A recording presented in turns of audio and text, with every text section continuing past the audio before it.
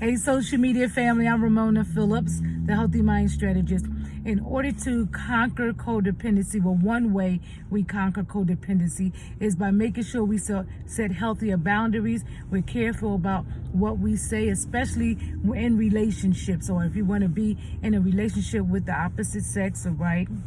The bottom line is it's important that you still have values, that you still have standards, that you're still respecting yourself, right? And we're not chasing, but we're being wise. We make sure that we're interested, but we're not chasing, right?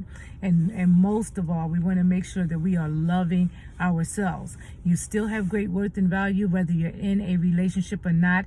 It's not a curse to be single.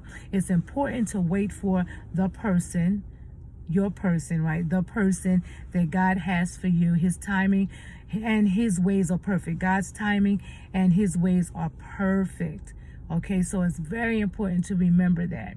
It's okay to be single, enjoying your life, not wilding out, acting a fool, right? And putting yourself in dangerous situations. We don't want to put ourselves in dangerous situations, but connect with family members and friends, and take that your singleness also as a time for healing and growth, right?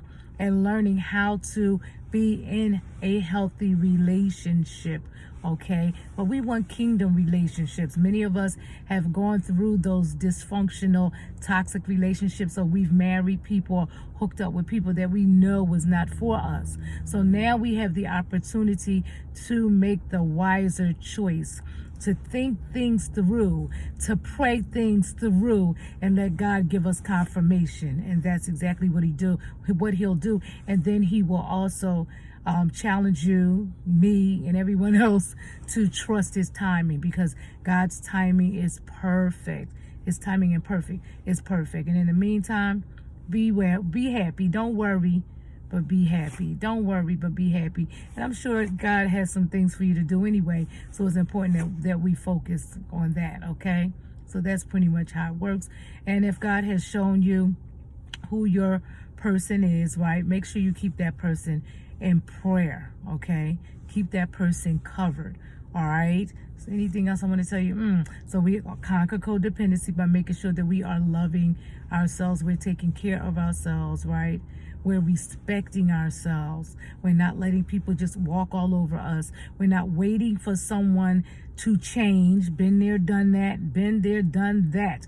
Especially when I was like in my 20s and early 30s. Waiting for someone to change, it does not work. There's a prayer that I learned when I started my recovery journey 30 years ago. And it goes like this. God, grant me the serenity to accept the people that I cannot change, the courage to change the things I can, and the wisdom to know the difference. Now, I kind of tweak this prayer a little bit, so bear with me. God, grant me the serenity to accept the people I cannot change. Give me the courage, the faith, the strength, right? The self-love to accept the things that I cannot change, but the courage to change the things I can, and the wisdom to know the difference, the wisdom and discernment to know the difference, okay? I'm Ramona Phillips, the Healthy Mind Strategist. Remember, God has your back. You have great worth and value. You are fearfully, wonderfully, and marvelously made. You are God's masterpiece.